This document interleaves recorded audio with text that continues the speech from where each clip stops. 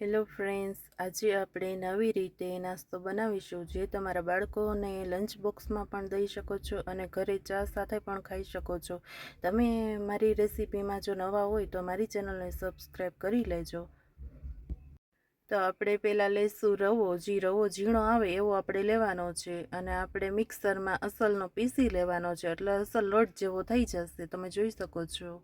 અને ત્યાર પછી આપણે કઢાઈ લઈશું ને કઢાઈમાં આપણે જે રવાનો લોટ કર્યો તો એ લઈ લઈશું અને ત્યાર પછી 2 ચમચીનું આપણે તેલનું મોણ દેવાનું છે. તમે જોઈ શકો છો કે આપણે 2 ચમચી તેલ નાખ્યું છે એમાં. અને ત્યાર પછી સ્વાદ પ્રમાણે આપણે મીઠું નાખીશું. ત્યાર પછી આપણે સરસ એવું લોટને આપણે તેલ હારે મિક્સ કરી લેવાનો છે અને હાથથી આવી રીતે સરસ મસળી લેવાનો છે લોટને, એટલે સરસ આપણા લોટમાં તેલ લાગી જશે. તમે જોઈ શકો છો કે આવી રીતે આપણે કરવાનું છે, મોણ દેવાનું. અને ત્યાર પછી આપણે 9 શેકું ગરમ પાણી કર્યું છે અને ત્યાર પછી આપણે જોઈ એટલું જ લેતું જવાનું છે અને સરસ એવો લોટ આપણે બાંધી લેવાનો છે. તમે જોઈ શકો છો કે આપણે હાથથી મસળતા જઈએ છીએ અને સરસ એવો લોટ બાંધતા જઈએ છીએ.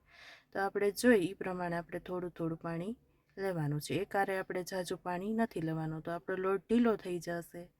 એટલે આપણે લોટ બહુ ઢીલો પણ નથી બાંધવાનો અને બહુ કઠણ પણ નથી બાંધવાનો. તમે જોઈ શકો છો કે આવી રીતે સરસ આપણે લોટ બાંધીને તૈયાર કરી લેવાનો છે. અને ત્યાર પછી આપણે એક ભીનું કપડું કરી લેવાનું છે અને લોટની ઉપર ઢાંકી દેવાનું છે. અને હવે આપણે મસાલો કરી લેશું. તો મસાલામાં મેં કશ્મીરી લાલ મરચું લીધું છે 2 ચમચી અને સંચર પાવડર અડધી ચમચી લીધી છે, મરી પાવડર 1 ચમચી લીધી છે, સ્વાદ પ્રમાણે મીઠું લીધું છે. અને હવે આપણે સરસ એવું મિક્સ કરી લઈશું. અને અહીંયા મેં જંજીરાનો પાવડર લીધો છે 1 ચમચી, જે આપણા નાસ્તામાં સરસ એવો ટેસ્ટ આવશે, ખાટો મીઠો. અને હવે આપણે બધો જ મસાલો મિક્સ કરી લીધો છે અને આપણો લોટ પણ તૈયાર થઈ ગયો છે. 10 મિનિટ આપણે રેસ્ટ કરવા દેવાનો છે લોટને અને ત્યાર પછી પાછો આપણે મસળી લેવાનો છે આવી રીતે, તમે જોઈ શકો છો. અને હવે આપણે એને વણી લઈશું. તો વણવા માટે પહેલાં આપણે પાટલામાં તેલ લગાવી લેવાનું છે. ત્યાર પછી આપણે લોટનો આપણે સરસ લુઓ બનાવી લેવાનો છે આવી રીતે. અને ત્યાર પછી આપણે સરસ મજાની આછી એવી રોટલી વણી લેવાની છે. આપણે જેવો શક્કરપારા બનાવતા હોય એવી આપણે રોટલી વણી લેવાની છે, બહુ આછી પણ નહીં અને બહુ જાડી પણ નહીં.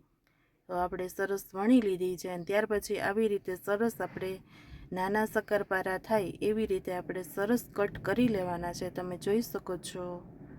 અને ત્યાર પછી આપણે સરસ શક્કરપારાની ડિઝાઇન પડી ગઈ છે, તમે જોઈ શકો છો કે પહેલાં ઊભા કટ કર્યા અને પછી આડા કટ કર્યા, એટલે આપણા સરસ શક્કરપારા તૈયાર થઈ ગયા છે. તો મેં અહીંયા પહેલેથી જ ગરમ તેલ કરીને રાખ્યું હતું. તો હવે આપણે સરસના શક્કરપારા નાખી દઈશું. અને આ શક્કરપારાને તમે એકહારે નાખી દેશો ને તો સરસ એવા છૂટા પડી જશે, ચોટશે નહીં અને સરસ એવા ફૂલી જશે, તમે જોઈ શકો છો. ગેસની ફ્લેમ છે તે આપણે પહેલાં સૌપ્રથમ ફાસ્ટ કરીશું અને આપણે જે શક્કરપારા નાખી દઈએ ત્યાર પછી આપણે ગેસની ફ્લેમ ધીમી કરી નાખવાની છે અને 5 મિનિટ ધીમા ગેસે આપણે સરસ શક્કરપારાને ચડવા દેવાના છે અને એકદમ સરસ ક્રિસ્પી થઈ અને તૈયાર થશે શક્કરપારા.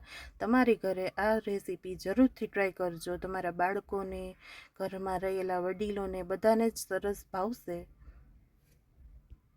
5 મિનિટ આવા ગરમ તેલમાં આપણે થોડી વાર ચોળવી અને ત્યાર પછી આપણા શક્કરપારા સરસ આવા તૈયાર થઈ ગયા છે, તમે જોઈ શકો છો. અને ત્યાર પછી આપણો જે બનાવેલો મસાલો હતો ને એ આપણે ઉપર સરસનો છાંટી દેવાનો છે ને આવી રીતે સરસ મિક્સ કરી લેવાના છે ને આપણા શક્કરપારા સરસ નાસ્તો તૈયાર થઈ ગયો છે, તમે જોઈ શકો છો. આ તમારા બાળકોના લંચ બોક્સમાં ઘરે ચા સાથે તમે બનાવી શકો છો. તો તમને જો મારી રેસીપી પસંદ આવી હોય ને તો મારી ચેનલ સબસ્ક્રાઈબ કરી લેજો. Thank you.